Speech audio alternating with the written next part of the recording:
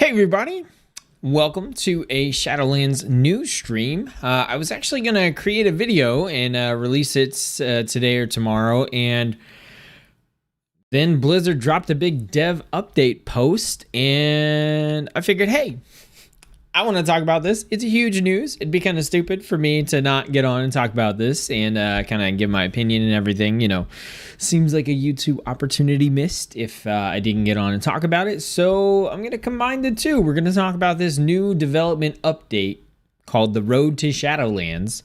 And after that, I'm going to talk about my mindset going into Shadowlands and into the expansion, because they do kind of tie together. And I saw this and I was like, well, this is a great combination. So let's do it. I haven't done a news post in a while. It's been all Torghast, and we're going to talk about Torghast today for a little bit. But this should be a nice change of pace. So I'm going to jump in. I'm going to look at this on Wowhead because the Blizzard forums are crashing. It's that kind of a post.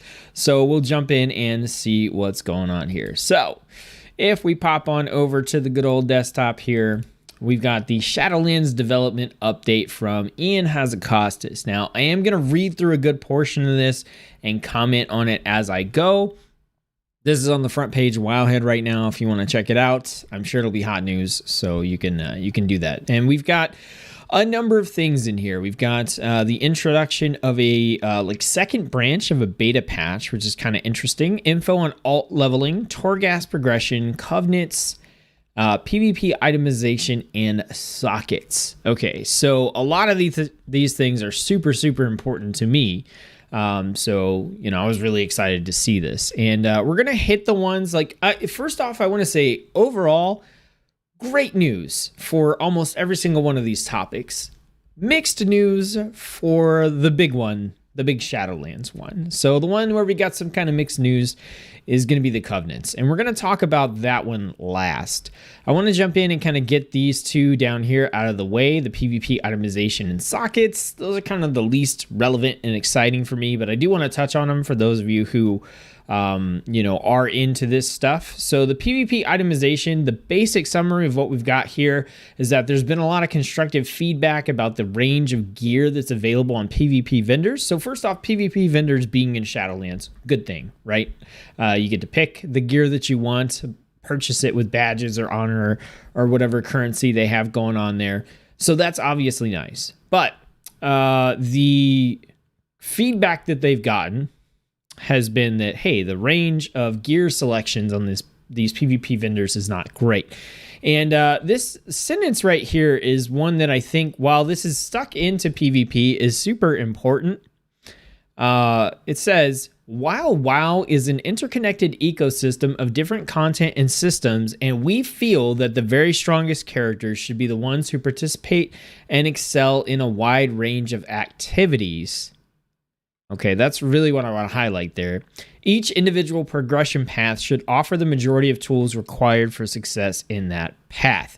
So this is something I think we all can really relate to, especially when it came to like the essences in BFA and how to get some really good essences, sometimes you had to do content that you had no intention of doing or no desire to do. And the start of this sentence here just kind of reinforces that they think that that's a good thing. And on the one hand, I can kind of understand how, yeah, participating in all facets of the game should lead to a character that kind of has the most access to everything. But I think that each individual progression path should offer all the tools required to be successful in that path, not the majority. I feel like it's good to encourage people to try other types of content, but I think that you can do that without affecting player power. And that's kind of like the hot topic for this entire expansion, is the separation of player power from player fantasy and cosmetics and non-gameplay features, right? That's one of the big arguments with the covenants is let me choose the covenant I think is cool because of lore, I think is cool because of the transmog or whatever, and don't attach my player power to it. And that's kind of here, if you want to get me into PvP, come up with some cool PvP rewards that are going to appeal to me as a non-PvP player. Let the people that play PvP get all their gear and stuff by doing PvP. Like, I think it's good to encourage a PvP person to raid, but I don't want them to feel forced to raid. And I feel like if they did just want to PvP, they should just be able to PvP and play at the maximum capacity.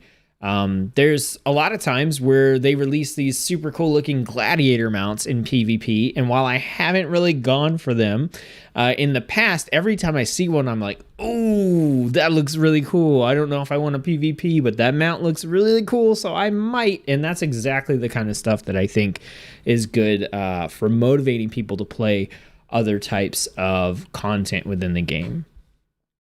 So they're saying the current PvP vendors fall short on that goal. William, how's it going? Hot news. That's right. Welcome to the stream. So they said, we're considering a few different solutions, such as reworking stat coverage and or providing PvP specific bonuses through those items. They're still trying to figure it out, but they're going to share the plan for feedback once they do, and they're going to get the changes up on beta for testing. So if you are a PvP player, that's kind of the update there. The next thing we have is sockets. So in Shadowlands, Warforging and Titan Forging has been removed with the goal of increasing player agency over rewards, basically giving you more control over getting the stuff that you want, and not relying so much on RNG to get like a perfect stat roll and that kind of stuff. So the question of how to handle sockets was not quite as clear cut. A certain critical mass of sockets across all player gear is essential to support jewel crafting as a player profession.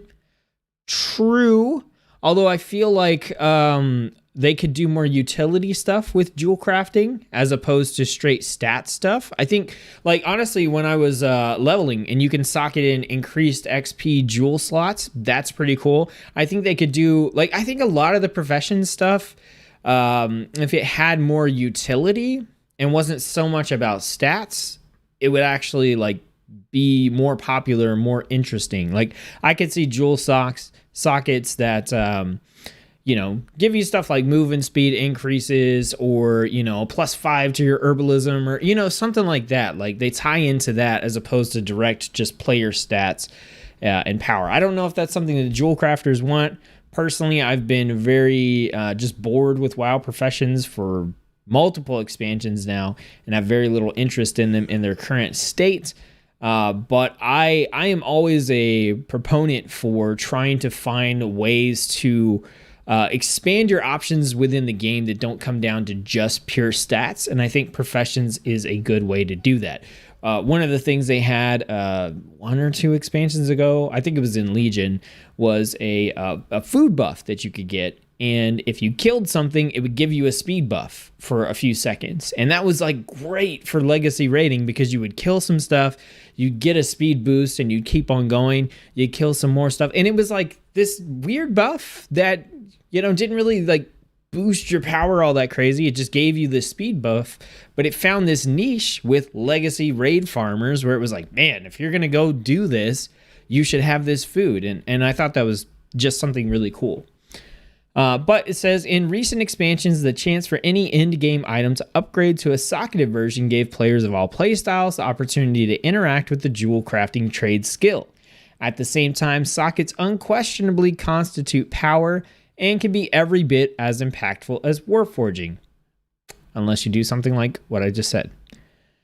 Although then the sockets being on a gear, I don't know if that actually would make sense anymore. So I don't have the solutions, I'm just spitballing ideas. To balance these, they're going to keep sockets as a random item property, but allow players to add sockets to their items via a consumable sold by Venari in the mall. He's kind of your Khadgar for the mall. Then all players can take advantage of gems, and seeing a socketed item drop offers a short-term efficiency advantage because you don't have to get a consumable. But in the long run, super competitive players can still make progress towards a best-in-slot gear setup. Finally, in order to limit the total impact of gems, the power gap between players with full sockets and those without, in Shadowlands, only helms, rings, necks, bracers, and belts can have a socket randomly generated or added by Venari. So this is going to be implemented in the beta update next week. And then let's see, anything helps? This is just like a thank you paragraph here. I wanted to make sure that wasn't tied in. Okay. Theory says, I haven't even finished the last stream when you go live again. I believe in you. You can do it. That's right. You had like 5 minutes left in last night. Y'all just took down the boss. Nice. That plate armor in the first season of BFA PvP was dope, and I had to PvP for that. Exactly. Right. Cosmetics and stuff. Okay, so moving up, let's talk about... I'll touch on this patch thing real quick. They're basically just saying that the PTR is going to be running patch 9.0.1, whereas the beta is going to be running patch 9.0.2, which is going to allow them to kind of split that and get some content to us faster, while also allowing the team to keep polishing the 51 to 60 experience in 9.0.2. So I don't know. This isn't super familiar with me. I don't really pay attention to patch numbers and stuff like that, so I don't have a lot to say about that other than it sounds like it's just giving them more flexibility to be able to implement changes on a patch that is a little more volatile versus kind of pushing the like good to go stuff to a more stable patch. That's the impression I got from it. Okay, so the kind of exciting things here, alt leveling. So when at BlizzCon last year, they announced that your first trip through Shadowlands is going to be driven by a linear narrative. And this is true. So the way that things currently work is if you are leveling your first character in Shadowlands, you have to level progressively through the different zones. So I can't remember what the order is, but you go from one to the other and you progress through the main campaign. Now, if you hit level 60 before you finish that campaign, you still have to finish the campaign to unlock a covenant and choose a covenant. And the reason for that is they want you to spend enough time with each covenant that you get a feel for them. You can understand like kind of their story. You get to play around with their ability and kind of see all that stuff before you make a choice. So that's how it works for your first character. Play linearly through the storyline, get to the end of that main storyline, choose your covenant, go from there. So what they had announced is that alts were going to have a much more flexible experience in Shadowlands. So it says, we've had a version of this experience available in beta for the past few weeks, as alts select their covenant immediately upon first arriving in Oribos and then can tackle the 4 zones in any order they choose. So for context, what they mean is when you initially start Shadowlands, you have a kind of introductory scenario like we've had for several expansions now, where you actually go to the Maw and you do some stuff there. I'm not going to spoil it, but when you're done, you go to Oribos, which is the central city. It's like the Dalaran of the Shadowlands where everybody congregates. It's that central hub city. When you get there, you're probably around or close to level 51. So you get about 1 level, you get to Oribos, and then if you're on your first character, you head into the first progression of the campaign, which leads you into Bastion. But they're saying currently, when you get there on a alt character, you are able to choose a covenant right away, and then you can decide to level in those zones in whatever order you want. So they've gotten a couple of points of feedback about this. So some testers said that they weren't ready to pick a covenant right away on a new class and wish they could replay the narrative so that they could test drive each of the abilities. I totally see that making sense. I think in a lot of cases, you may go in and know exactly what you want for a covenant, and then you can, just pick it and go. But I think in a lot of cases, you might be playing an alt that you don't have a lot of experience with, or maybe you just want to play around with the abilities. And I think this is a super valid point of feedback here. So they're just saying like, hey, I wish I could have done the narrative and had all that time to test out the abilities on the Covenant. Now, obviously, by this time, you've got a good feel for the Covenants and what they're about. So it really just comes down to the actual class ability and testing that out. But some people want to have that. The second piece of feedback that they got is that even for players that were familiar with the overall story points, it kind of felt confusing or wrong to play through some portions of a zone while they're already a member of a covenant. So it might be something like, you know, the story of the covenant or that zone is like building up to the point where they're ready to let you become a part of the covenant, but you're already part of the covenant, and that seems weird. That's totally like a non-issue to me, because I guess like for me it's easy to be like, I'm on an alt character. This is obviously a different weird experience. And I could see if you're like really into the immersion and the lore on a character by character basis, and you don't kind of like have that separation between a main and an alt and stuff, I could see how that could possibly be an issue. For me, this is a total non-issue, but it's valid. So what they've decided to do is make it so that alts that emerge from the maw and go to Ouroboros will be met by a fate scribe, and he will offer you a choice. You can either choose to replay the narrative arc just like you did on your first time character, or you can follow the threads of fate to their inevitable conclusion and begin the journey at a point following the events at the end of the story. Thanks, dog.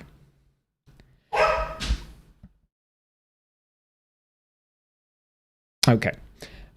So if you choose the latter option where you don't follow through the narrative arc, then you get to, this sounds really cool. This is really what I think is super exciting here. It says, characters choosing the latter option will enter Shadowlands in a state where the entire narrative campaign has already been completed.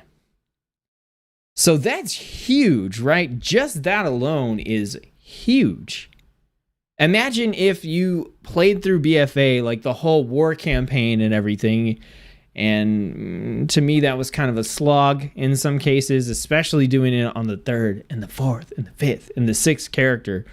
Imagine playing through BFA, and when you get through everything on your first character, when your second character arrives in Borealis or Zuldazar or whatever, you show up and someone's like, hey, do you want to just skip all that? And it'll be completed? Yes, absolutely. I would love to do that. That sounds awesome.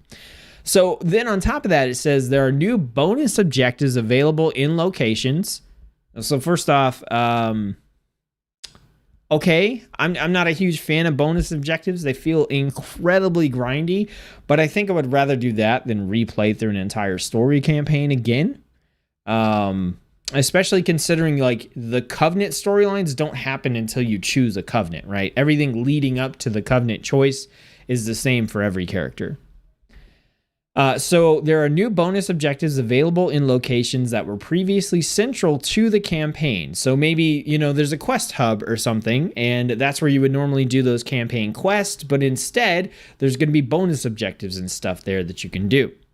Lucrative zone-wide objectives for each of the 4 zones will provide additional structure while allowing alts to roam the Shadowlands as they prefer, earning gear and experience through their choice of a zone's side quest, bonus objectives, world quest, dungeons, or rares and treasures.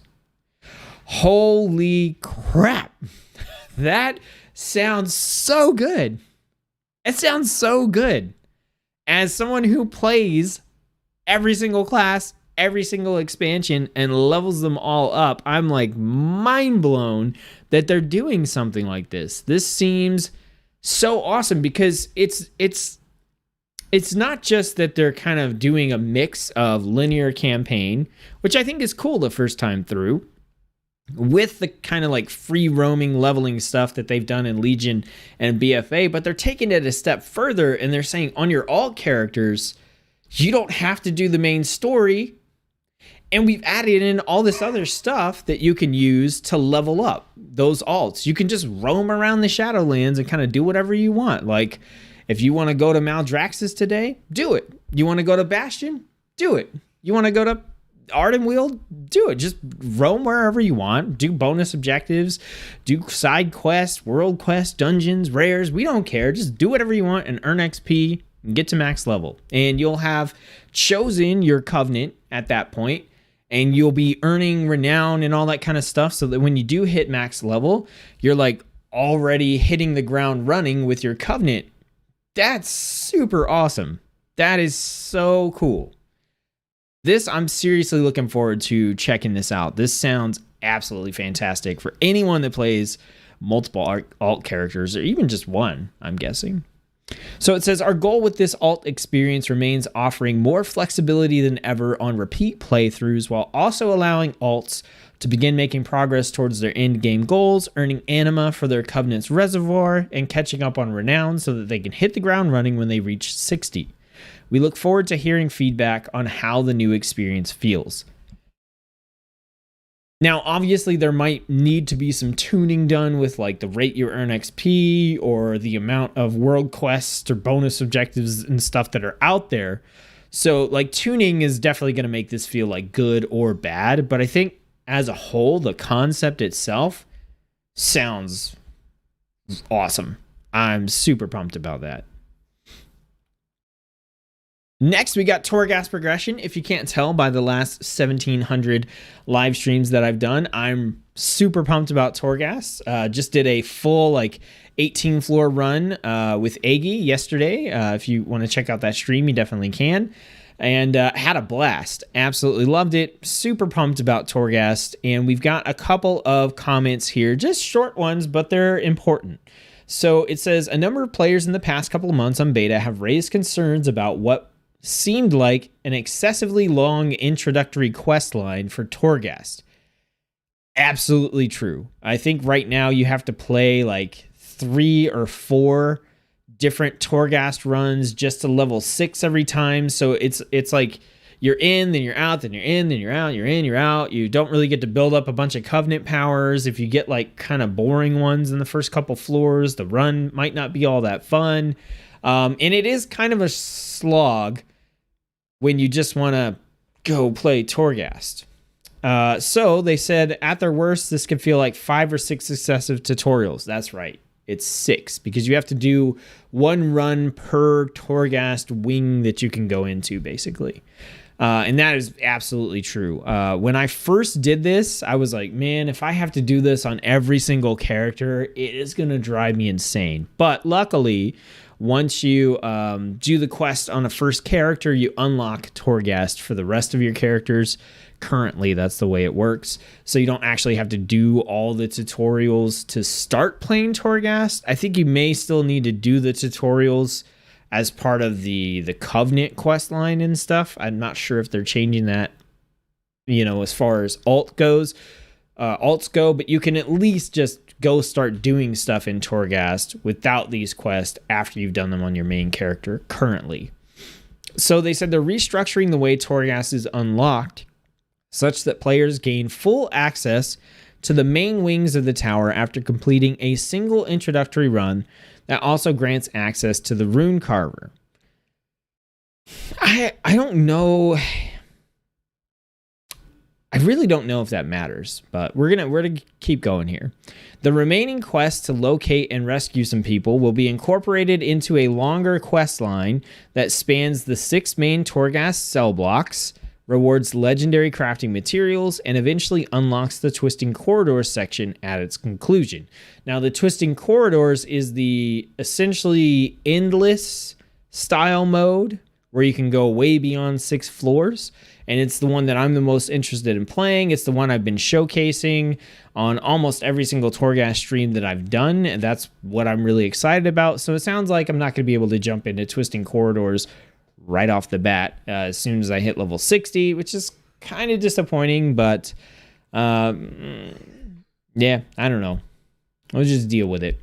Because the next paragraph says, speaking of Twisting Corridors, as we finalize tuning, Twisting Corridors should come into its own as the challenge mode wing of Torghast.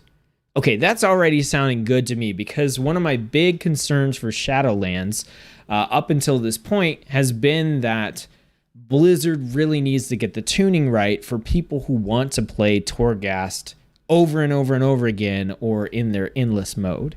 I keep saying endless like this because you don't start at floor 1 and go to floor 984 or whatever.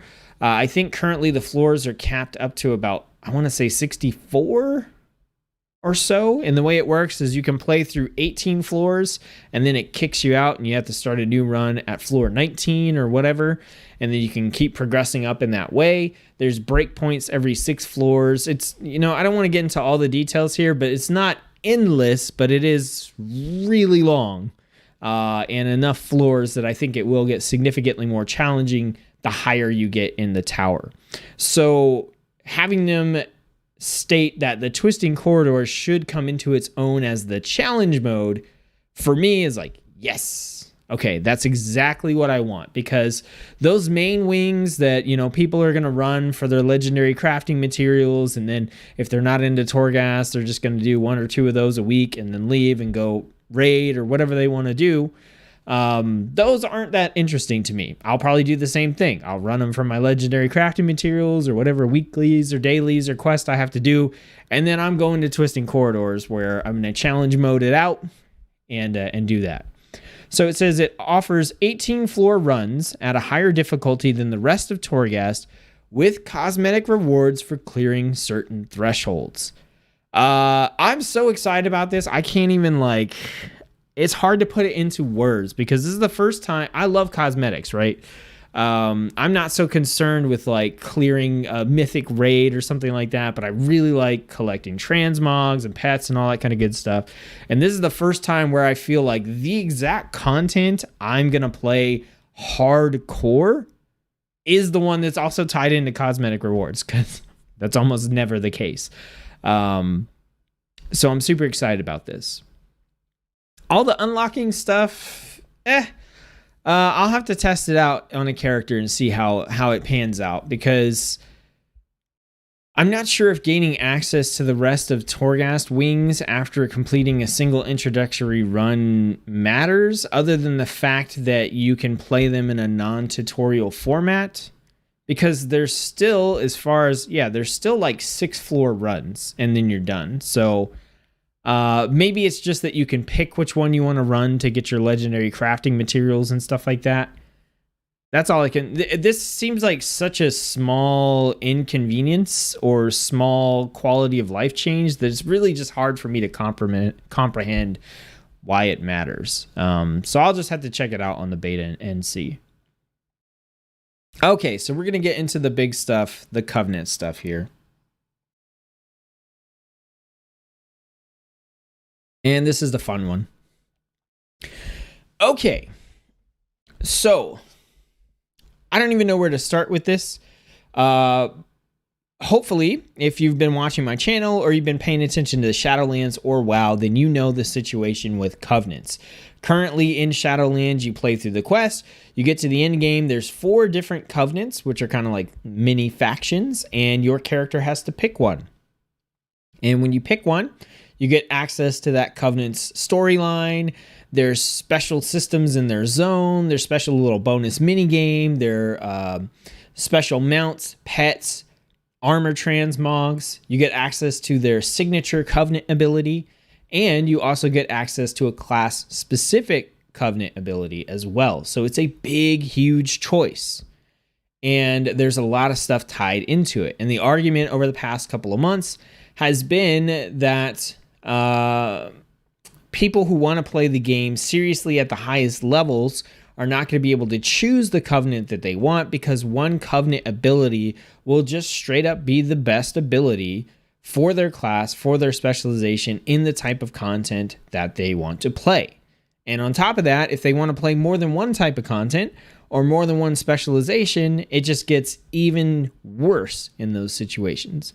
So there's been a hashtag going around over the past couple of weeks called hashtag pull the ripcord, which is basically advocating for Blizzard taking those abilities and separating them from the Covenants, giving us the ability to swap between them however we want based on the content that we want to play. I agree with that. I would like that to happen for different reasons than what everyone else is saying.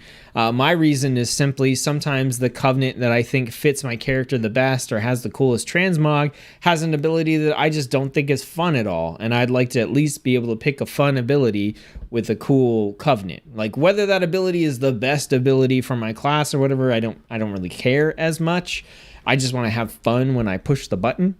That's the kind of person I am. And so I would like to see those abilities decoupled from the covenants so that we have that flexibility of choice as well. And I honestly, like, I get the idea of like swapping them like a talent. I'm not opposed to that, but I would even just be cool if it was like you pick a covenant and then you pick an ability and you're stuck with both. But they're just like not locked together. So this has been a huge point of discussion among the community and among Blizzard for a bunch of reasons. So this post is from Ian, and he has kind of laid it out for us, what's going to happen. So right here it says, from the system's first conception, selecting a covenant was crafted to be a weighty decision, shaping a character's abilities, cosmetic rewards, and access to endgame story arcs and sanctum systems. A weighty decision, almost by definition, comes with some amount of stress, whether anxiety about making the wrong choice or just evaluating various pros and cons and wishing there were a way to get the best of all worlds. That's definitely true. Like, for every choice that you make in life, you're choosing something, but you're also not choosing something else. You know what I mean? Like, if you choose to go to Taco Bell and get a taco, you might be choosing not to get a burrito, or maybe you're lucky and you can have the best of all worlds and get both, you know? But, you know, there's situations in like that, you know, in life. Like, let's get real serious here for a minute. There's situations like that just come up where you have to choose one or the other and you can't have both. And, you know, that's something that's kind of been ingrained in us since we were kids. But this is a video game, and the game designers have the option to give you everything or give you nothing. Like, it's entirely up to them. So it doesn't quite work like that. So I don't kind of hold them on the same level by any means. But I understand what Blizzard is trying to do. They're trying to make you make a decision that defines your character. And I think they're trying to do this for a couple different reasons. So it says, in designing this system, we've done what we can to minimize the burden of regret. So basically, there are some systems so that if you feel like you made the wrong choice, you can switch to the right choice. If you pick a covenant and you're unhappy with it, all you have to do is go back to Oribos and you can immediately switch to a different covenant. So going from one covenant to a new one that you've never been in before is super easy. If later you're like, oh man, I was Necrolord and now I'm Night Fae, and I think I should have stayed Necrolord, you can go back. It says there's a path to redemption consisting of a series of 2 weekly quests to atone for breaking your vow and to rededicate yourself to that covenant's cause. These quests are available for testing on the beta. They're still being tuned, but the intent is that they're ceremonial instead of feeling like a grind. Ceremonial, they're time gating, essentially. They're keeping you from swapping covenants on the fly in between raid bosses or, you know, that kind of stuff.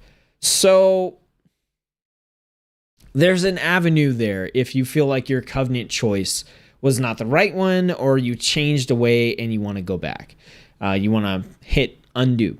Then there's an avenue for that. It still doesn't address the issue of the gameplay stuff being attached to the cosmetic stuff, because I honestly feel like in most cases, if you get to the end game of Shadowlands and you look at a covenant and there's no gameplay attachment, you're literally just looking at the aesthetic, the zone, the mount, the pet, you know, the transmogs you can get, you're looking at all that, you're going to make a choice.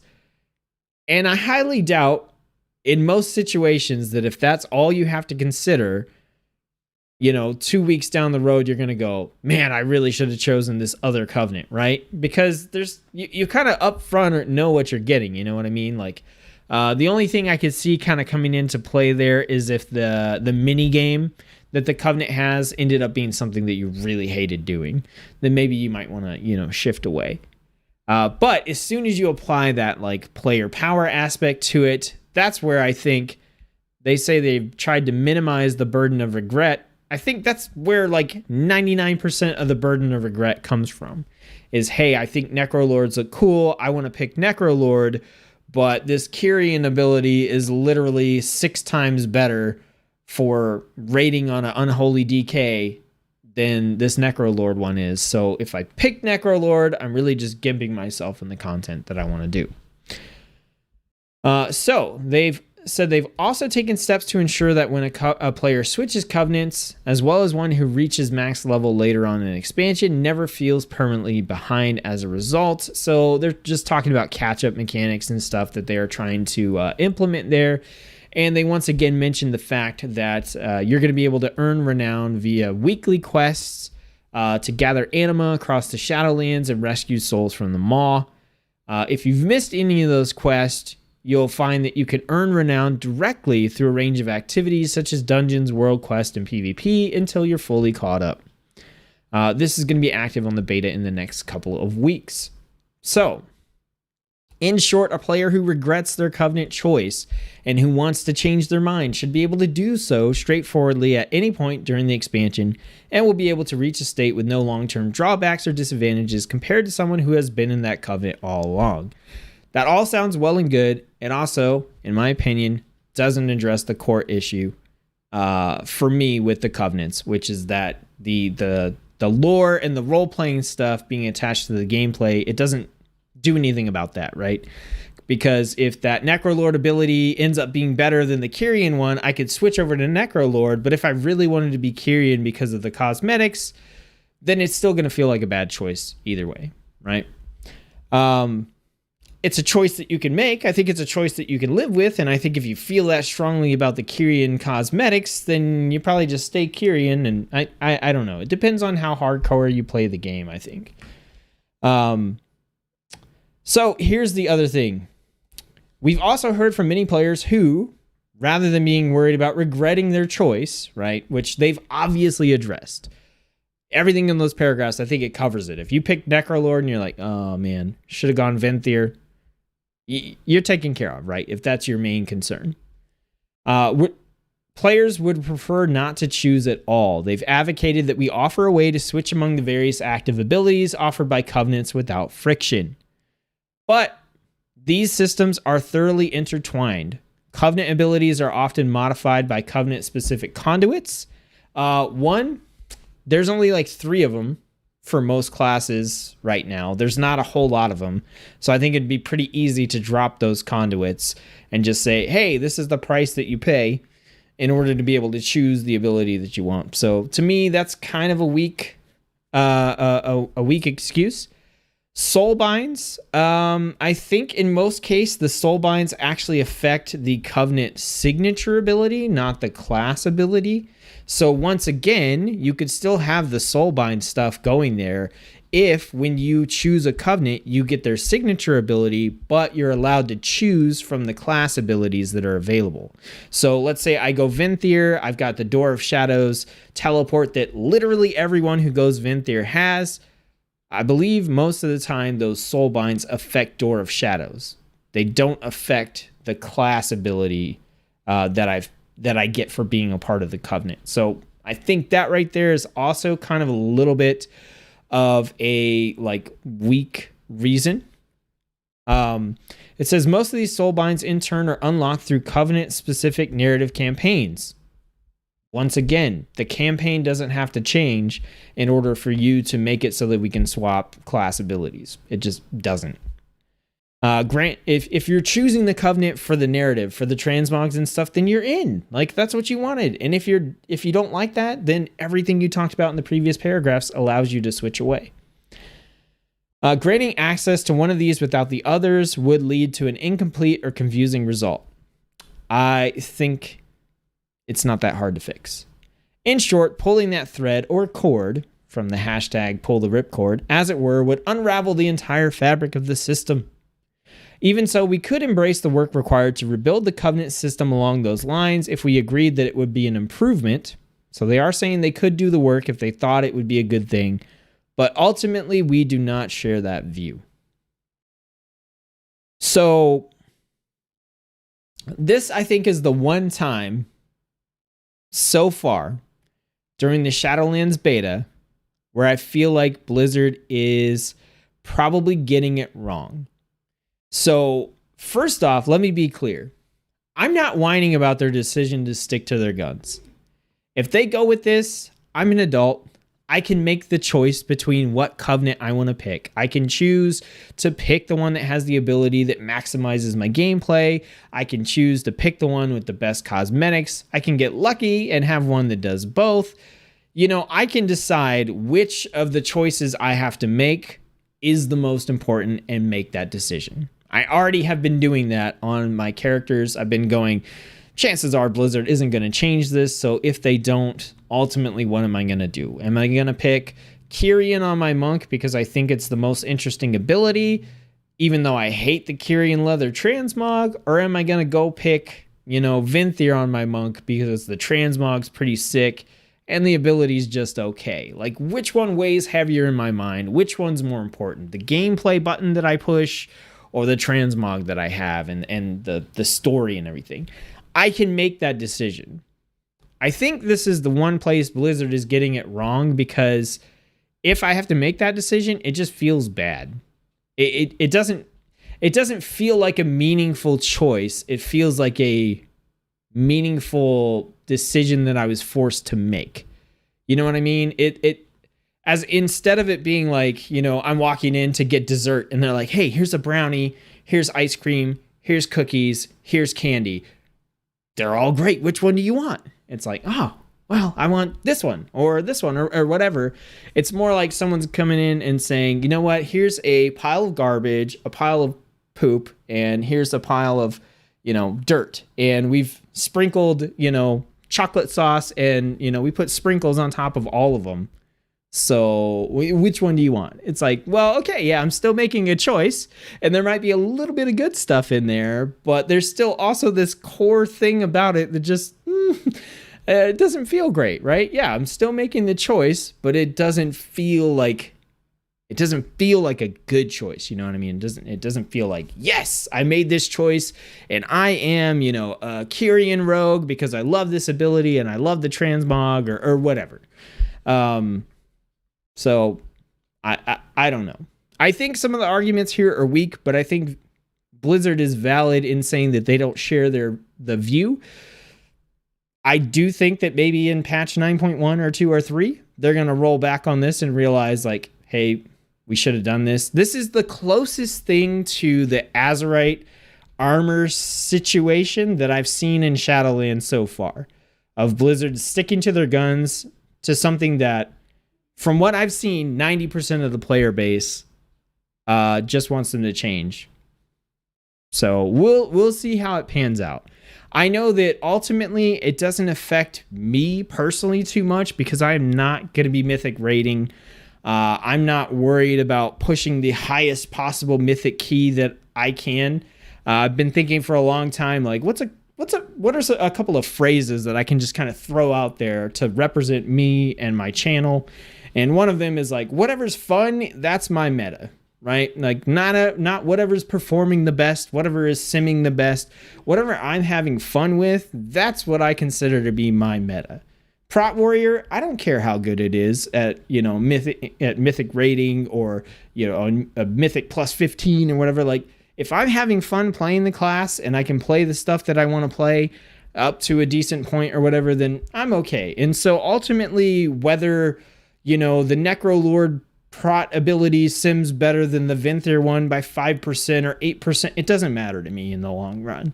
So I'm not as invested in this whole situation as I know some people are, because they are worried about that at playing at that top level.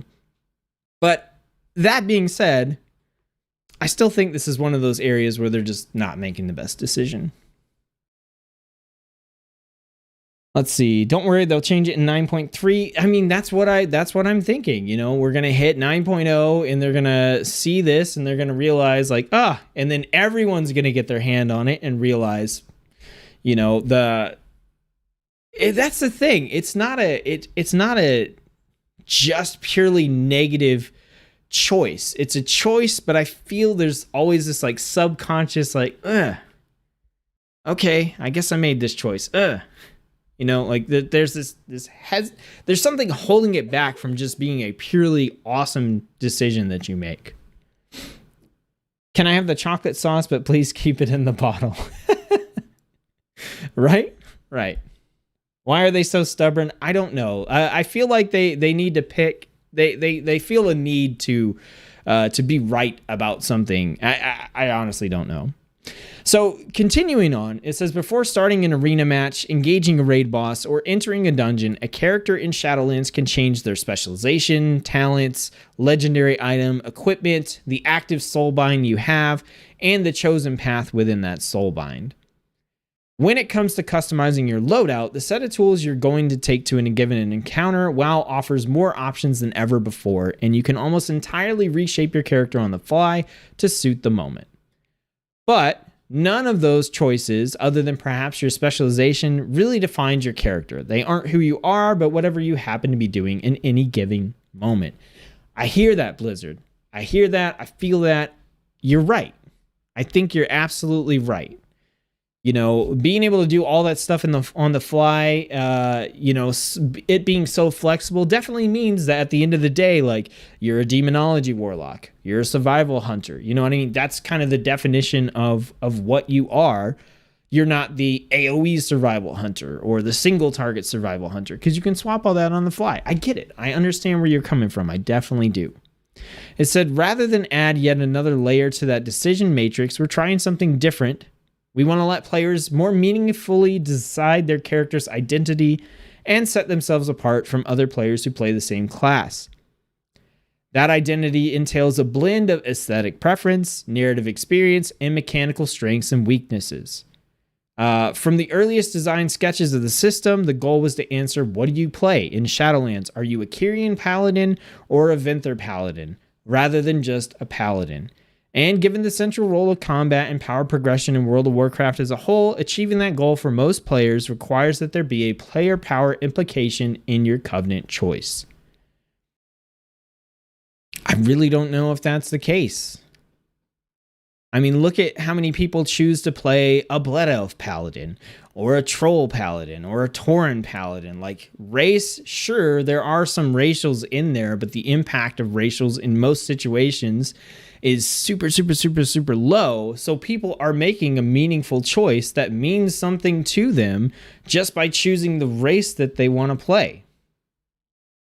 Or even the faction that they want to play. Sometimes faction really comes down to where your friends play and stuff. But I think that a meaningful choice can be made without there being the gameplay implications. I really do. I think the role-playing aspect of it doesn't have to tie directly to your character's player power. Look at how many single-player RPGs let you get all the things, but your storyline choices matter. The direction that the story takes you, the things that you get to experience, the side quests, the different insights to different characters, all that stuff, that's like the role-playing side of seeing like how your decisions shape the rest of the game.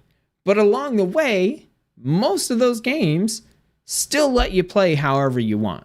There's some exceptions, you know, maybe there's like a recruitment thing and you can't recruit a character unless you made this choice, or maybe you do get an ability for making a choice. But a lot of times that's like, 5%, 10% of the abilities or something that you could get come from, that choice. And we're talking in an RPG that is like single player, multiple hours long. There's no pressure from other people to pick the right choice or to sim the crap out of your character to play at this certain level. Like, those societal pressures are not there when you're just playing a single player game, kind of doing your own thing. So I do think, I get what they're saying, but I do think that if they really want to emphasize this like choice, it's perfectly fine to do it without involving player power. They can involve player power. I get why they're doing it, but I just don't think they have to. So they said, none of this is to say that the development on Covenants and their powers is finished, or that we're not open to further changes. Far from it. Blah, blah, blah, blah, blah. If we're not careful, especially given social community pressures, weaknesses can easily overshadow strength. Yeah. So here we go. If you want to go Kyrian on your rogue, but can't justify it because every guide currently says that the Necrolord's serrated bone spike is too good, or just too fun because it's amazing in Torghast, to pass up, or if an otherwise appealing covenant has benefits that seem irrelevant to PvP, those are exactly the sorts of imbalances we want to fix. Because Blizzard has been so good about balancing things in the past that they're going to be able to juggle 36 different classes or 36 different specializations split between 4 different, you know what I mean? Like, I don't believe you. I don't believe you're going to be able to do it. I just don't. Your feedback is essential to that process. In the coming weeks, we'll be doing numerical tuning, making changes to underlying ability designs when needed, and potentially leveraging conduit or covenant-specific conduits, which I hate the idea of, but we'll get into that in a minute. If a covenant needs some targeted shoring up to ensure that they're viable in a particular type of content. As our combat team shifts its focus primarily to tuning, we'll be rolling those changes out to beta servers ASAP. So we'll be able to see if some of these covenant abilities that just don't feel good or aren't particularly impactful get changed. This thing about leveraging covenant-specific conduits, yeah, we're about to get into this. I was watching your Torghast stream with the Holy Priest. You mentioned how it is easier to gear alts. Maybe Blizzard's thought process is to access all the perks of covenants through alts. Maybe, but not everybody plays alts. And I mean, that's just the reality. Like, I'm the kind of person that plays a lot of alts, and I don't play mythic raids.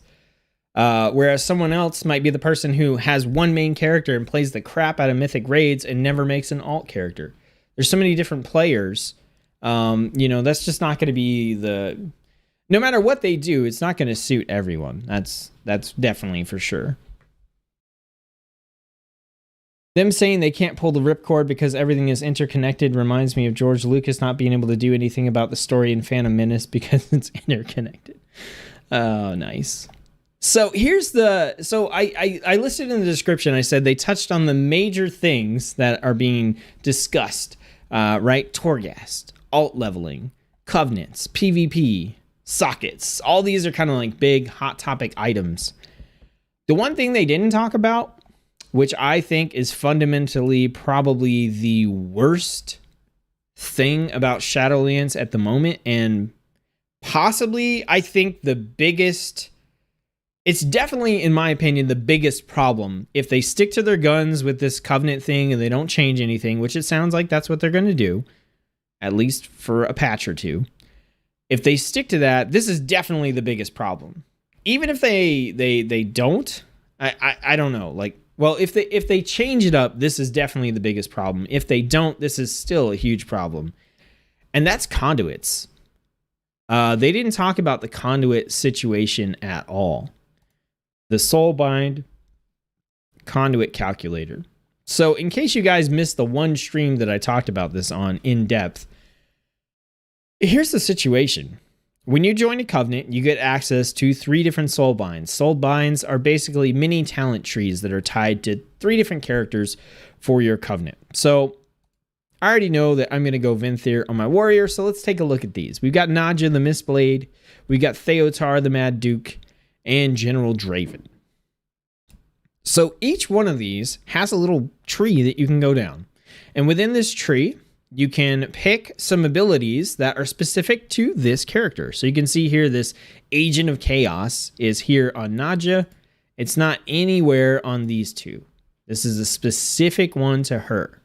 As you go down the tree, you're going to run into these places that are empty. And this is where you can slot in conduits. So let's go ahead and let's just pick some stuff and go down the line here. Okay. And let's say that I'm on a warrior. Let's say that I'm playing protection. As you go down the tree and you hit these sockets, you're able to put in conduits. That's what these are. The little things that you can plug in. So right here, I could plug in any of these conduits, potentially. Well, no, I absolutely can plug in any of these conduits here, which you can see. Conduits are broken up into 3 different categories. You have potency conduits, which are focused on your like damage dealing abilities. You have, what are they called? They're like utility conduits, which focus on like crowd control or movement and that kind of stuff. And then you have defensive conduits, which focus on like health, protection, defense, that kind of stuff. So when you hit one of these conduits, this one here with the cross swords is a potency conduit.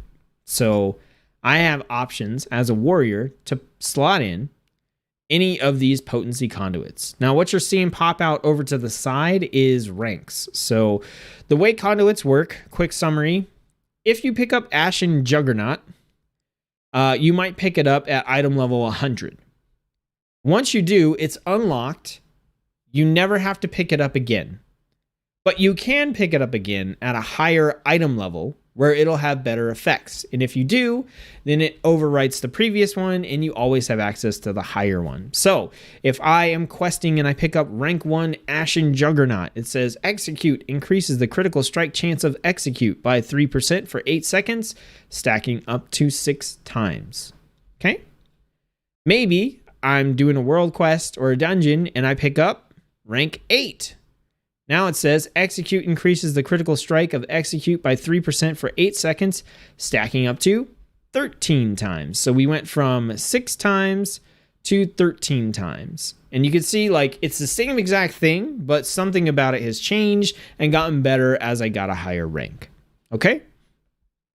So I can pick any of these. So let's go ahead and put in Ashen Juggernaut rank 1. Okay, cool. Execute. You know what's cool about execute? Every specialization of warrior can use execute. This is an ability available to all of us. Protection, arms, fury, doesn't matter. The next slot here is a utility one. Okay, we got a couple of things here. Intimidating shout. Okay.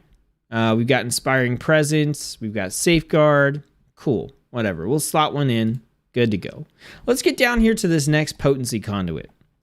Okay, what do we have? Oh, right here. Why don't we slot in Depths of Insanity? Rank 1. That says Recklessness lasts 20% longer. Wait a second. I'm on a prot warrior. Well, too bad. You can still put this in here, and if you change specs, this doesn't open up. It doesn't change with you. So if I was, let's put in a prot warrior one. Let's see. Right here, okay? So we'll put this one in. Show of Force. It says Revenge increases the damage of your next Thunderclap by 20%. Okay, so Arms Warrior and Fury Warrior do not have access to Revenge or Thunderclap. So if I'm playing Prot right now, and this is what my Soulbind loadout looks like, and I switch to Fury Warrior, this is still what my Soulbound loadout is going to look like. These sockets do not empty.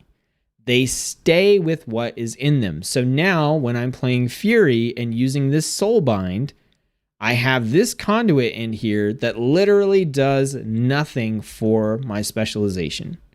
I can't swap it out. I can't do any of that kind of stuff, like without doing what we're going to get to here in a second. So I literally just have a useless conduit. It may be the best one for me to put in there for protection or the one I like the best, but it's not going to work for all my specializations. If we jump down to here, maybe we do another one. Let's do...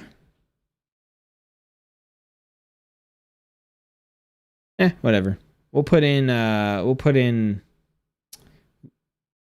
Crash the Ramparts. I don't know. We'll put in whatever here. So this is Overpower has a 6% chance to apply Colossus Smash for 3 seconds. Overpower is an ability exclusive to arms. So if you are on protection or fury, this is totally useless for you.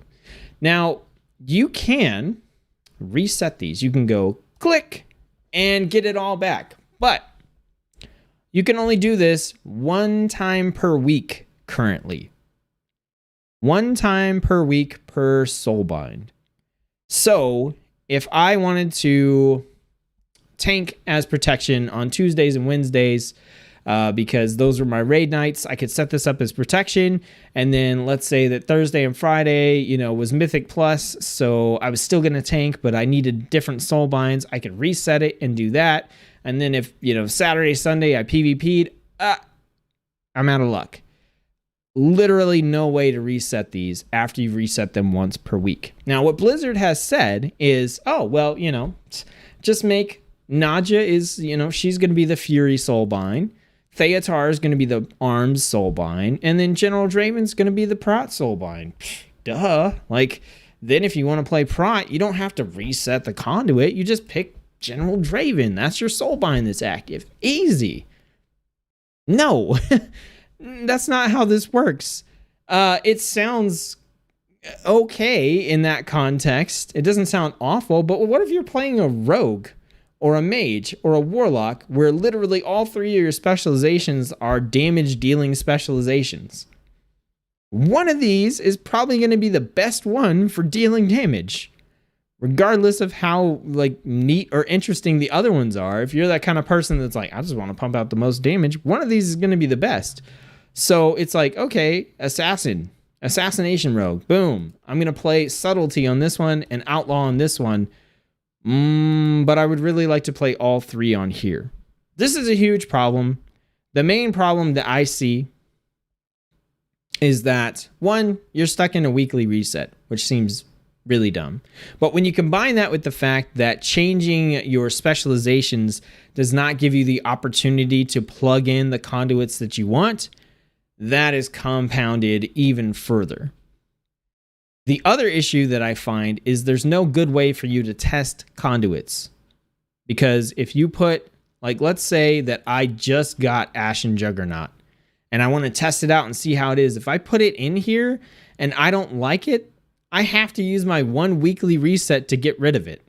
And that just seems really bad to imagine if right now, if you just unlocked a new talent row and you wanted to try a talent and you were like, I'm going to click this so I can try it out. But if I don't like it, I'm stuck with it for a week. Or I can only change imagine if you could only change your talents one time per week, period. So this, I think, is a huge, huge issue, and it's the one that they didn't talk about at all in this news post, and that's kind of concerning to me. I don't know if they're still debating and talking about it in the background, but it seems like a really simple fix.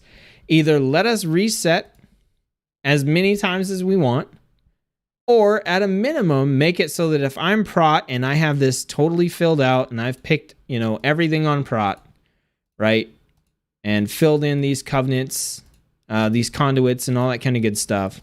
If I switch to Fury, it clears this out and I can put it back in. And if I switch back to Prot, it's the same one that I had on Prot before. That's fine. If you want to lock me into, hey, this is the setup you picked on Prot for Naja, so you can only reset it once a week, fine. As long as if I go to Fury, it's the same thing. I could pick a different path and I only get to reset it once a week, fine.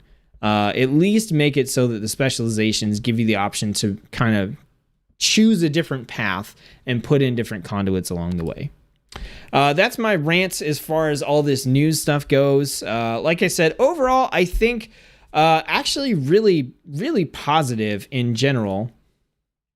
If you look at the comments on Wowhead, they're about what you would expect. We're at 142. It was literally 136 when I clicked home, and then 142 when I clicked the article. So it's going about as well as you would think. Many people have much, much, much more strong opinions on this than I do. Let's see. The game is dead. People are just yet to come to terms with the reality of that. I don't think so. I think that, Blizzard just makes dumb choices sometimes. I think there's still a lot of enjoyment to be had out of WoW. And I actually think for me, for the first time in a long time, the game is actually actively fun and something that I woke up this morning after doing a Torghast run last night. And I was just like, I want to play Torghast again. So at least Torghast is doing enough for me that I feel like for the first time in a long time, I don't just want to play WoW for the novelty and because I've played it for so long and because it's pretty or whatever. But I actively want to play WoW because I enjoy some aspect of the content that I'm able to do, which is Torghast right now. So I don't agree that the game's dead. It's definitely changed compared to the way that it started. I've also changed as a person, and I don't have the time to know life in MMO anymore. So I don't know. I just wouldn't agree with that. I actually had someone say that in a forum post to me, you have 3 soulbinds and 3 specs. Don't be stupid. Unless you're a druid and then you have 4, or if you're a demon hunter and then you have 2, which means you get an extra one, which how's that fair to everybody else? Yeah, it's, that definitely does not, it doesn't hold up, right? It seems like a really poor excuse to me. Why not have separate soulbind setups for each spec that you auto switch to when you switch specs? That's exactly what I'm suggesting that they do, is that you can set up your soulbinds per specialization. And then once you switch specializations, you just automatically swap to that soulbind setup. And if you want to, you can do a weekly reset on those soulbind setups per spec. I think that is the minimum of what they need to do. Not the best that they could do. It's the minimum that they need to do for this not to feel like absolute crap. I honestly feel like they are time gating things like conduits weekly on purpose for extended monthly subs. You know, I mean, that might be the reality. Just to show you guys again real quick on the soulbind calculator, I want to stress this too, okay? So if we're here, as soon as you get to your covenant and you do a couple intro quests, you'll get Pelagos and you'll get this first ability, Let Go of the Past. In order to get the second one, you need to reach renown level 2 with your covenant. In order to get the third tier here, you need to get renown 4, renown 7, renown 16. For context, you can only get a certain amount of renown every week. So you're not going to be able to just burn through and in 2 weeks get all the way to renown 39 and get the bottom, you know, thing here. It's not going to happen. So you also have to kind of look at these in the context of, for a while, until we reach maximum covenant levels, like for the first 2 or 3 weeks of Shadowlands, you're only going to have access to maybe 3 tiers of this. You know what I mean? You're not going to have access to the entire thing as soon as you get a covenant. So in that context, it's like, hey, you just got this one. You got this one. You're not going to get this one for another 2 weeks. So you got a couple of weeks to swap and play around with what's in here. That's not quite as bad. But once you have like a majority of this unlocked, it's going to be absolutely terrible. And once again, it's like, even if you just have the one slot, if you pick up 4 different, you know, imagine that you have this slot, just this one, because it's week 2 or 3, and somehow you've picked up all 4 of these. You can't even test all 4 of these because you plug this one in and now you can only choose one other one. It's a big issue. The more vids I watch and the more info I gain, the less I want to play the game. I mean, that's reasonable. I think there's a lot of decisions that Blizzard and WoW makes that just aren't going to cater to a lot of people. I mean, I literally stopped making content for BFA because I dislike the expansion that much. And I honestly think that outside of the visuals and possibly, mainly just outside of the visuals and the music and stuff, BFA was one of the absolute worst expansions to me.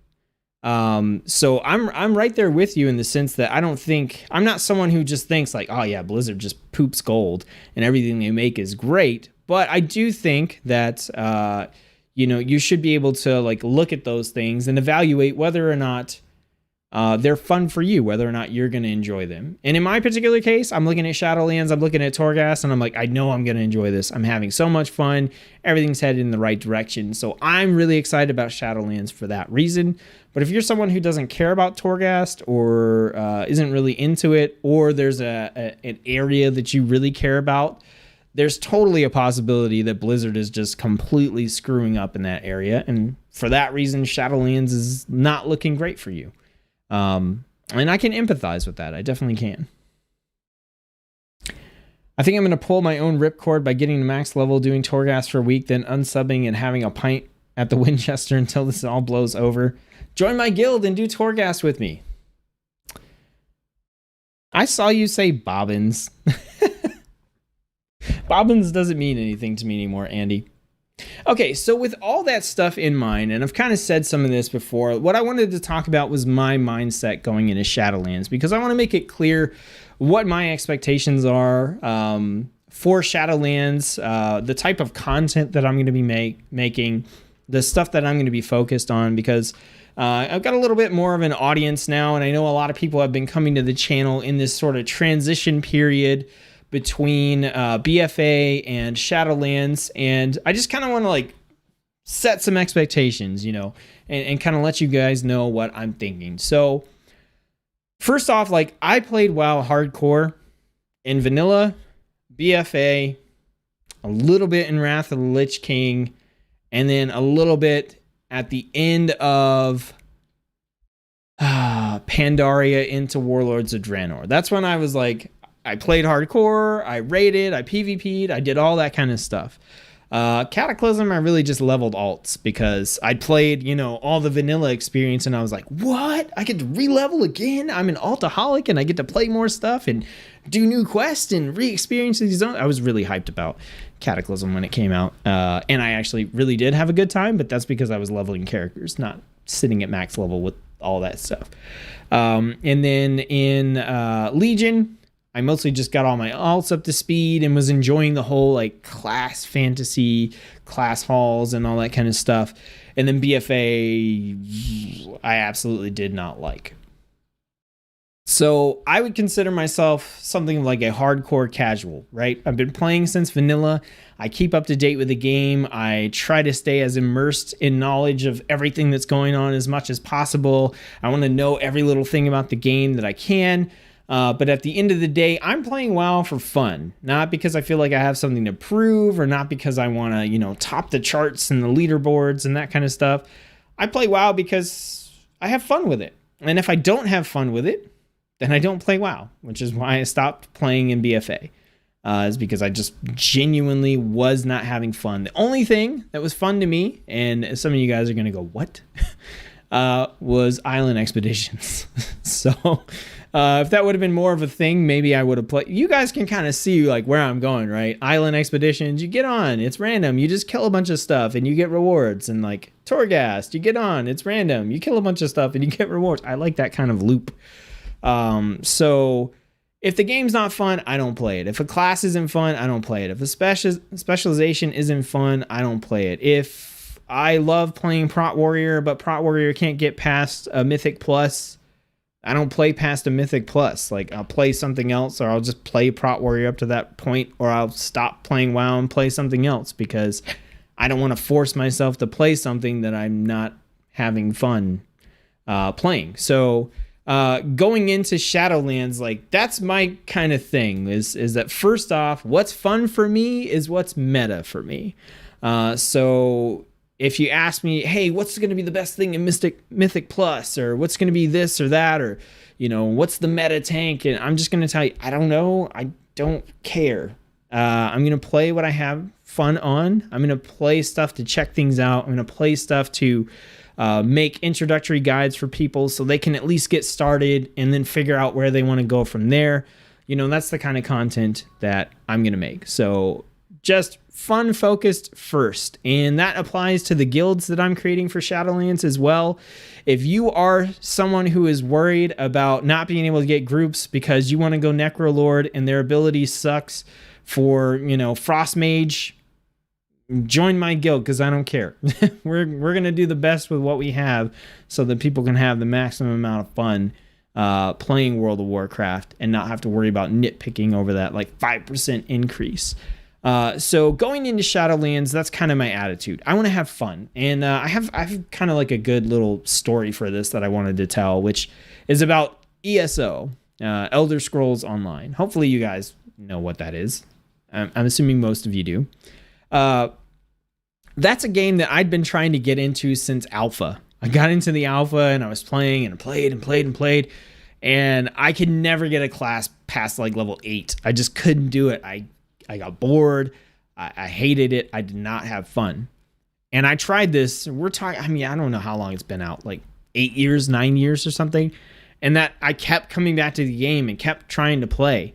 And they eventually did this one Tamriel thing where they just made it so that you could go anywhere and everything scaled to your level. You could play whatever content you want. And I remember that coming out and me going, oh, cool. And going back to the same starting place, trying to play the same thing that I played so many times before that I didn't have fun doing. And I was like, wow, this game sucks. I cannot get into it. And then last year or this year, I can't remember which, it might have been both, I saw a trailer or whatever for Elsewhere. And Elsewhere was an expansion that they had come out with this big desert, and there were dragons everywhere. And I was like, that looks really cool. And I finally made the decision. I was like, you know what? Screw trying to do everything the right ways. Like, forget trying to be the best, trying to do, min-max every single little thing. Dragons look cool. I'm just going to go there. I'm going to go there right away. I can do that because of this one Tamriel thing. I'm going to go there and that's what looks fun. And that's what I'm going to play. So I went there and I got a character to over level 40, which I think the max level is 50 unless they increased it. So I got a character almost to max level, and I only stopped playing because they had a new expansion coming out. And I was like, well, I want to level the rest of the way in that expansion. And so for me, that was like a huge just moment of like, man, stop trying to do everything perfectly. Stop trying to min-max everything at the expense of what you think is fun. If you look at something and you're like, man, the min-maxing on this looks awesome, and that's what looks fun, do it, right? But if not, why are you playing a game? Like, play what you think is fun because you're more likely to play. And that's my whole attitude going into Shadowlands. And for that reason, a lot of things that are potential issues for Shadowlands, I don't think I'm going to have that big of a problem with, because honestly, I just want to get my characters to max level. I want to make guides, and then I'm going to go into Torghast, and see how far I can get on every single class, every single specialization. That's my Shadowlands goal.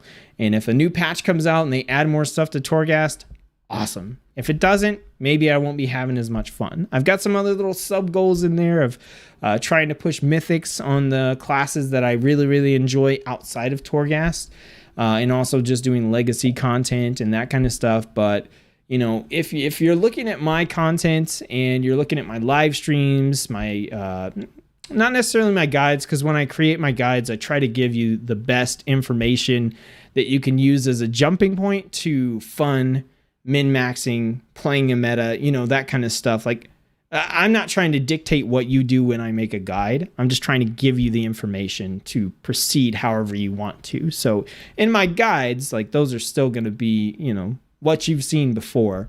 But my live streams, the additional guides that I make on top of the basic ones, they're going to be focused on fun. They're going to be focused on Torghast. They're going to be focused on that kind of stuff. And at the end of the day, I'm not too worried about the Covenant decision on a personal level, because I'm either going to pick the Covenant I think is coolest or suited most to my character. I'm going to pick the ability that I think is fun. And the only time that really feels super bad to me is when the Covenant that I really think is cool has an ability that I really think sucks, or the opposite. The Covenant that I think has a great ability, I think like their transmogs and all that stuff really suck for my character. And that's the only time where it just feels super bad. But every other time I can just kind of tolerate it and be like, all right, I'm getting an okay ability for a great transmog, or a great ability for an okay transmog. So let's see, we've got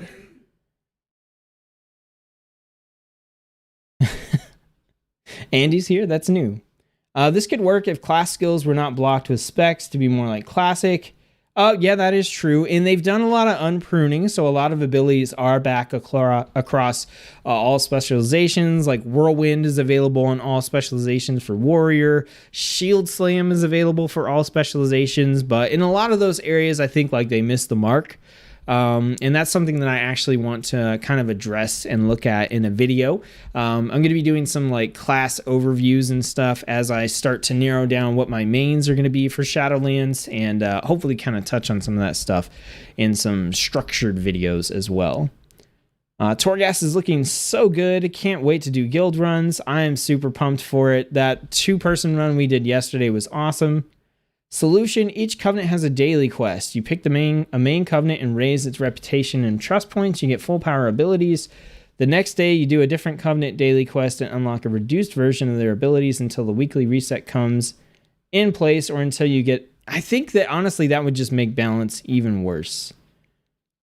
Not that it's not a terrible idea, but I feel like if you were getting weakened versions of the abilities and stuff, that would just make their balancing situation like that much more difficult. And I already think that what they currently have to balance, they're not going to be able to do a good job at it. So I would want to add even more on top of that. But I do like what you're saying, though, about being able to earn, like some trust points and obtain the selected covenant a little bit faster. I also like the idea of, what if you max out a covenant, can you switch to a different one and do that on the same character and like keep everything for the covenant, even if it's, something that is not going to happen until like 9.2 or 9.3 or something, but you max out a covenant and then you get to move to a different one on the same character. Because like I said, not everybody plays an alt. I don't know. That's a potential thing too. Diane says, I would love to join your guild, but I do not think we're on the same realm. I'm going to have something set up for that so that you can participate in the stuff that we're doing, even if you're not on the same server. Right now, I do play on US, so you'll need to be US, but I don't... people don't need to transfer in order to play with the community. I'm going to have something in place. If you go to my website, it's in the description below, Tsetzuko.com, there's a calendar page, and that's going to have like guild events and stuff like that listed on it. So if you're interested in that, you'll be able to know when things are happening and get on, and we'll have a system in place so that if you want to do a Torghast run with us, you don't have to transfer your character and join the guild, but the guild's there if you need a guild, you need a home, or you want one, or you want to play an alt character over there and you're willing to level it, on that server. So yeah, you can definitely participate.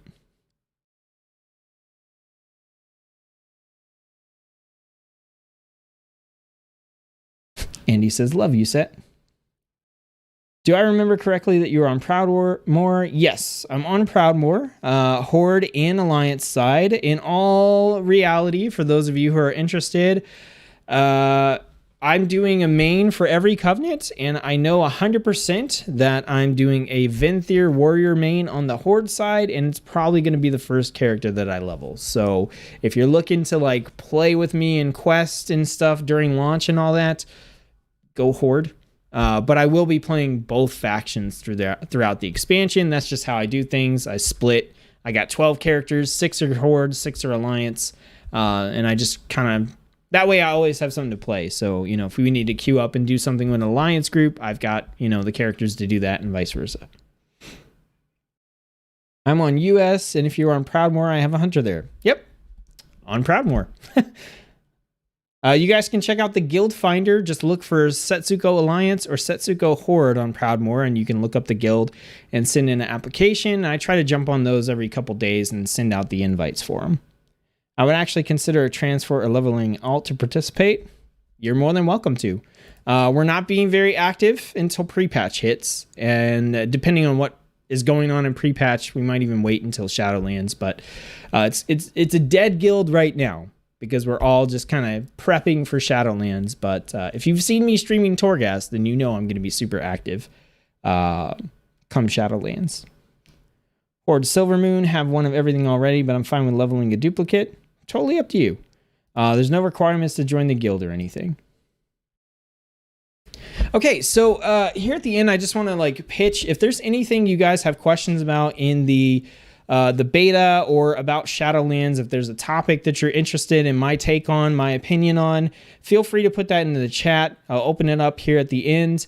I'm going to give you guys a minute to type those in while I do my little ending spiel here, and just let you guys know to make sure to check the description below. If you liked hanging out with me here, talking about Shadowlands, getting my take on things, throw a like on the video. If you're not subscribed, hit the subscribe button. I'm going to be putting out guide videos for all the specializations in Shadowlands throughout. So, especially if you play a specialization that doesn't get covered on a lot of other channels, it will get covered here to a pretty decent degree.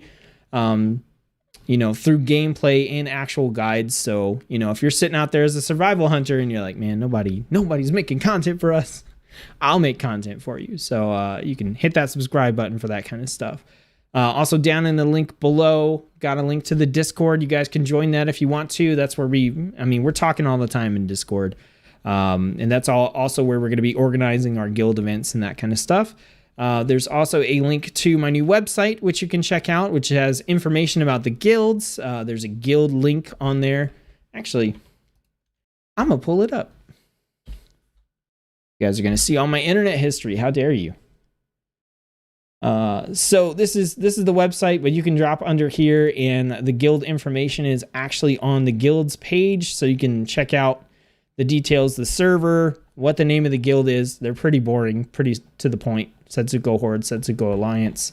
Also on here, I've got the schedule. This will let you know when I'm streaming and all that stuff that's going on. And then this is the calendar that I talked about that has all of the different events. Right now, I just have the Patreon Epic live streams on here at the moment. But as we get closer and start doing guild events, those are going to go onto the calendar as well. So you guys can definitely check that out.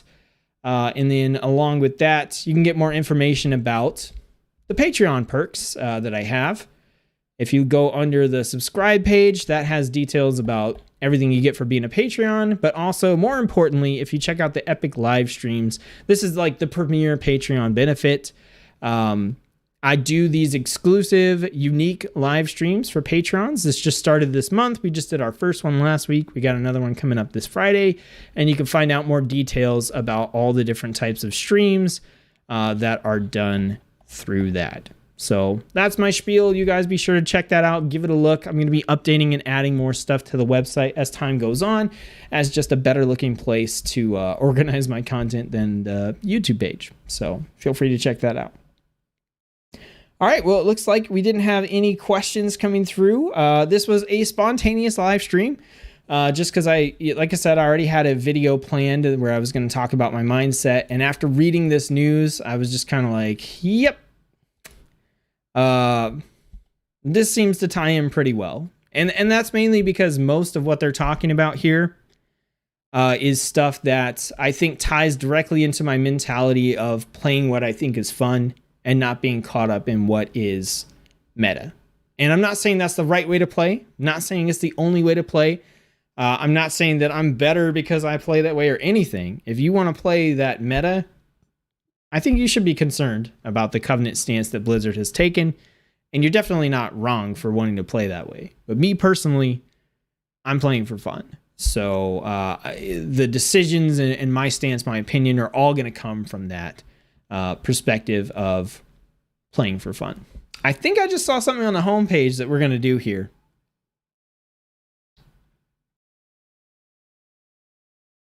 Oh, no, it's tomorrow. I was going to react to this this video. We got the Ardenweald cinematic tomorrow. Have you guys watched the Bastion ones and the Bastion and Maldraxxus? I loved the Maldraxxus one. Oh man, the Bastion one was good too, but I don't care about Uther that much. But I was like, Draka, yes. She was such a beast in that cinematic. But yeah, it does look like we're getting the Ardenweald one tomorrow, so that's gonna be super dope. I'm really pumped to see these. I feel like they're not gonna do better than the Maldraxxus one for me though. Let's see. We've got, with your future class guides, could you quickly show your OPI keybinds like core rotation? These are the skills, just to get an idea when setting up my own. Also, do you have a video for healer keybinds since you don't use OPI for healing? Cass says each Thursday for the short sets. Okay, gotcha. Oh well, I work tomorrow, so probably be out of luck. Maybe I'll save it for Friday.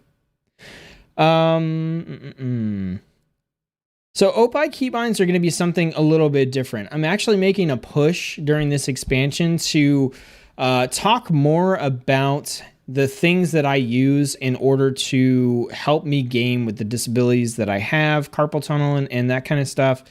And also, as part of that, I'm going to make it a goal of mine to provide resources to people that have the same issues or want to learn to play in a way that kind of helps to prevent those issues. So I don't know if I probably won't include those in class guides, but that as a topic is a big thing that I feel like I have the opportunity to speak about and to help people with. So that's something that's been on my mind for Shadowlands as just something that I really want to focus on. So I'm going to be doing the class guides. I'm going to be doing live streams.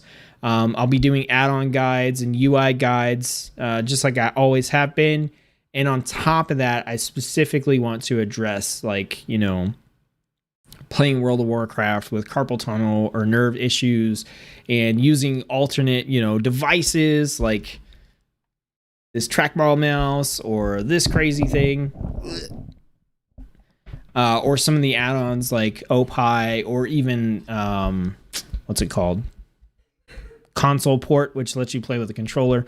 All that kind of stuff is something I definitely I want to add that as another focus of my channel going forward.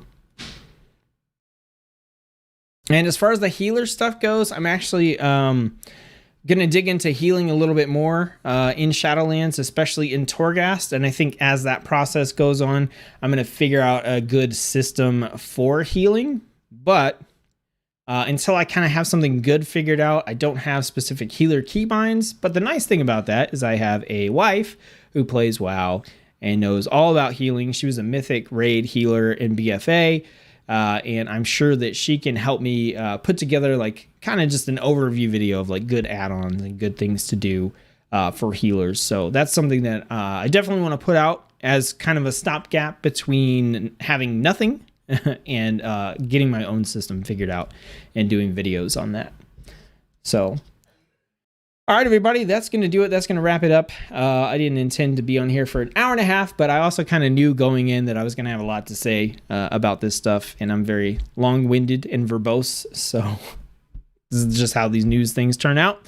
I want to thank you guys for tuning in and watching the streams. That's pretty amazing midday on a Wednesday. To have the kind of viewers that we have here. I definitely appreciate all the support you guys are showing. Don't forget that I'll be back for sure Tuesday at 8:30 p.m. Central Time for another Shadowlands beta live stream. Not quite sure what I'm doing yet. If Blizzard does anything else crazy like this dev update, you might see me on a surprise live stream, but overall, I'm trying to cut back live streams and focus on actual videos that are going to be coming out over the next several weeks. So thanks everybody for tuning in. Let me know what you thought of all this stuff in the comment section below. I'm sure many of you have much more stronger, angry opinions about the Covenant thing than I do. I'd love to hear about them and gain some additional perspective into that stuff and your perspective. So let me know what you think, especially about the Covenant situation and the conduit situation. Mostly the Covenant situation. Or if you already know what class Covenant you're going to go, let me know about that too. So appreciate you guys tuning in. Thanks for all your support. Don't forget the guilds thing. I'll just throw that back out there. Diane, Ethine. You guys, if you want to invite, let me know. If you're having trouble, hit me up on the Discord. If you can jump into there, there's a link in the description below, and I'll make sure we get it all sorted out for you. And I hope you guys are having fun in whatever it is that you're doing. Have a great rest of your Wednesday or whatever day it is where you're at. And I'll see you guys on the next video or the next live stream. All right, y'all. Peace.